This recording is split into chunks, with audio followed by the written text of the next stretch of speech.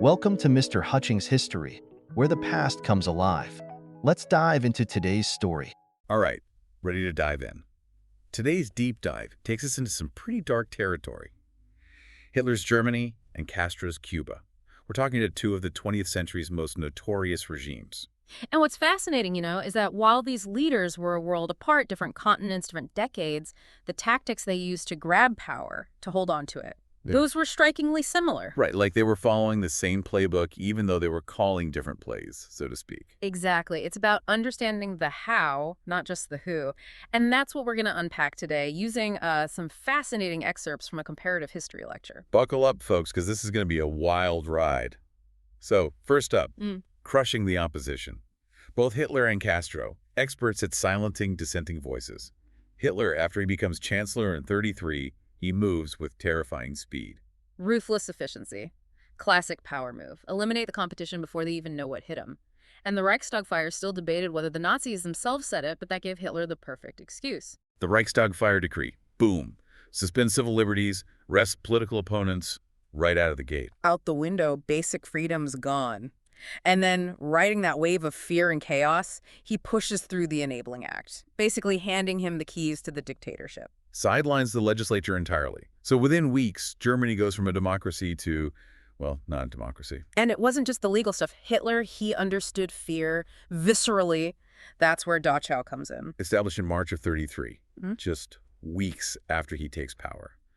That's chilling. More than just a camp, you see. Dachau was a message, a very public, very tangible warning. Step out of line, and this is what awaits you. Wow. Create a climate of fear so profound that opposition can't even take root. A blueprint, unfortunately, that's been replicated. Different time, different place, but Castro's Cuba tells a disturbingly similar story. Right, because Castro doesn't inherit power, he seizes it. But then consolidating that power, that takes a dark turn. It does. After that 1959 revolution, systematic purge, anyone associated with the Batista regime, real or perceived, gone. And we're not just talking about arrests here. Mass executions. La Cabaña Fortress. A chilling reminder that revolutions, even those fought for freedom, can quickly turn bloody. Tragic, isn't it? The things done in the name of, well, we could talk about that for hours. But what's particularly striking about Castro is he didn't just go after his enemies. He went after anyone who might pose a challenge, right? Even within his own movement. Precisely. Moderates, former allies, anyone who might even think about becoming a rival. Eliminated. Preemptive control. Both Hitler and Castro understood absolute power, well, it demands absolute conformity. And eliminating opposition. That was just the first page in their playbook. Eliminating opposition, that's just the first step. To really command a nation, you need to control the narrative. Propaganda. Right, it's about writing the story the public believes. And both Hitler and Castro, masters of manipulation. Oh, absolutely. Hitler's propaganda machine, orchestrated by Goebbels, like nothing the world had ever seen. Newspapers, radio, film, even art, music, it all became a tool for spreading Nazi ideology. So it wasn't enough to just silence opposing views. They had to flood the zone, right? Yeah. Drown everything else out with their message. Exactly. An echo chamber. Citizens bombarded with the same messages over and over, reinforcing the cult of Hitler, demonizing anyone who was deemed an enemy. And those Nuremberg rallies, talk about spectacle, like something out of a movie. Meticulously staged, they were designed to inspire awe, and let's be honest, a healthy dose of fear. Effective, though, right? Those images are still burned into our collective memory. Propaganda at its most effective, and those tactics, they're not relegated to the history books. Oh, you think they still hold up today? The methods evolve, sure, but think about how information spreads now.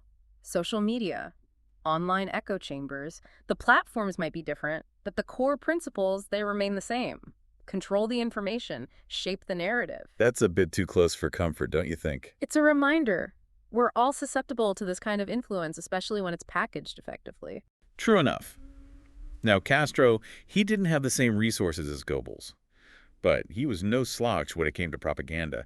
He really understood the power of direct communication. Oh, absolutely. He knew how to bypass traditional media and speak right to the Cuban people. Those marathon speeches on the radio, right? He'd go on for hours. And it worked. He captivated the nation. But it wasn't just about policy, it was about persona. His "History will absolve me" speech, for example, delivered during his trial after the Moncada barracks attack.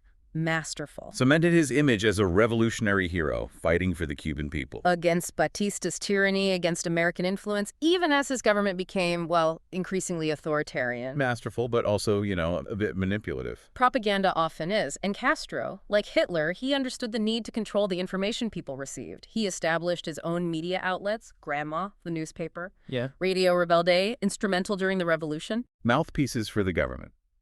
Okay, so we've got these dictators, they've silenced dissent, they've mastered the art of shaping the narrative. But propaganda alone can't keep them in power forever, can it? What else is there? They need something more, something to legitimize their rule, something to really get the masses on board. Ideology. The glue that holds it all together. Exactly. For Hitler, that glue was National Socialism, a potent and incredibly dangerous cocktail of racial purity, national revival. It's horrifying, but it appealed to a lot of people. The idea of a master race, the emphasis on territorial expansion. And he was a master at tapping into those lingering resentments from World War I. Of course, scapegoating Jews, communists, blaming them for Germany's woes, a classic tactic, unfortunately. Create an enemy, unite the people against it. Castro's ideological journey, though, that's a bit more winding, I guess you could say. To put it mildly, he starts as a nationalist, focused on kicking out Batista, reducing American influence. But after the revolution, things start to shift. Towards Marxism-Leninism, right? Yes. Cuba takes a decidedly communist turn, nationalizing industries, collectivized agriculture, the whole 9 yards. But what's interesting is how much external events played a role in that shift. The Bay of Pigs invasion, right? 1961. A pivotal moment. Just a reminder for our listeners, that's when the U.S. government backed an attempt by Cuban exiles to overthrow Castro. And it did not go well. To put it lightly, for Castro, this was a gift. He used it brilliantly. Painted himself as the defender of Cuba, standing up to the big bad U.S., right? Exactly. It solidified his image, allowed him to further consolidate his power. The irony, of course, is that the U.S., in trying to oust him, inadvertently strengthened his grip. Wow. Talk about unintended consequences. Okay, so we've got these dictators. They've silenced dissent. They've mastered the art of shaping the narrative, and they've got these powerful ideologies to justify their actions. What's next in their playbook? How do they maintain this iron grip on power over time? So they've got a handle on things at home. But how do dictators, maintain that iron grip year after year? It's like they need a distraction. Keep the public looking outward. Oh, absolutely. It's one of the oldest tricks in the book. Foreign policy as a tool for domestic control. Classic. And both Hitler and Castro, they knew how to play it. Hitler, it was calculated aggression. Every foreign policy win, no matter how small, it resonated with the German people. Still reeling from World War I, right? Exactly. A nation yearning for a return to glory. And Hitler, he gave them that. Think about the remilitarization of the Rhineland in 1936. A direct violation of the Treaty of Versailles. And yet the Allies, they did nothing. Overnight, Hitler's a hero, defying the very powers that had humiliated Germany. And emboldened, of course. He just kept pushing. Austria, the Sudetenland, Czechoslovakia, each time, testing the waters. And each time, met with, at best, hesitant responses. Appeasement, it rarely works out the way people hope. And it feeds into that nationalistic fervor. Dangerous stuff. Incredibly dangerous, especially when you've got a master manipulator at the helm. Now, Castro, different story, different context. He wasn't interested in conquering territory. But he still understood the power of foreign policy. He had the U.S., right? The perfect foil. That constant tension with the United States. It became central to his hold on power. So even though it seemed like, this negative thing, this animosity, it actually worked in his favor. It allowed him to position himself as the protector of Cuba, standing defiant against the big, bad United States. David and Goliath. Exactly. And nothing reinforced that image like the Bay of Pigs. Which, as we know, backfired spectacularly for the U.S. And only strengthened Castro's grip. It became a symbol. Cuban resistance against foreign interference. A rallying cry for national unity. We've covered a lot of ground today. It's a lot to process. Hitler, Castro, two very different men, two very different regimes. But united by their methods, the tactics they used to seize and maintain power, they're depressingly similar. It's that playbook, right? Crush dissent, control the narrative, find an enemy, real or imagined. And exploit it. These tactics, they're not bound by ideology, they're not stuck in some distant past. We can have it anywhere, anytime. Exactly. And that's why it's so important to learn from history. to recognize the patterns, to be vigilant. Because the price of freedom, as they say, Is eternal vigilance. We can't just assume it'll always be there. We have to actively protect it, nurture it. and that means being informed, being engaged. Asking questions, challenging authority. Those in power, they rely on our apathy. They need us to be passive, disengaged. So don't give them what they want. Pay attention. Speak up. Make your voice heard. Because the alternative, well, we've seen how that story goes, and it's not one we want to repeat.